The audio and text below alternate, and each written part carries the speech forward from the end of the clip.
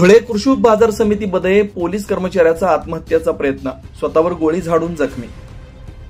जिल्हा पोलीस अधीक्षक श्री श्रीकांत धिवरे यांनी तातडीने घटनास्थळी भेट दिली।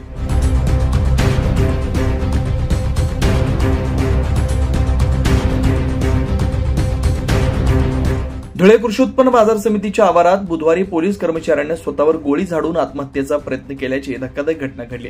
उमेश सूर्यवंशी असं या जखमी पोलीस कर्मचाऱ्याचं नाव आहे।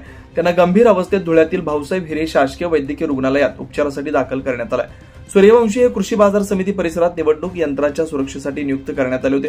ड्युटी दरम्यान त्यांनी अचानक स्वतःवर गोळी झाडल्याने खळबळ उडाली आहे। नेमकी गोळी का झाडली याचं कारण अद्याप अस्पष्ट असून पोलिसांकडून या संदर्भात चौकशी सुरू आहे। घटनेची माहिती मिळताच आझादनगर पोलीस ठाण्याचे अधिकारी व कर्मचारी तात्काळ घटनास्थळी दाखल झाले। या प्रकारामुळे पोलीस दलात खळबळ उडाली आहे। मानसिक तणावातून त्यांनी हे टोकाचं पाऊल उचललं असावं असा प्राथमिक अंदाज व्यक्त केला जातोय। पुढील तपास सुरू आहे।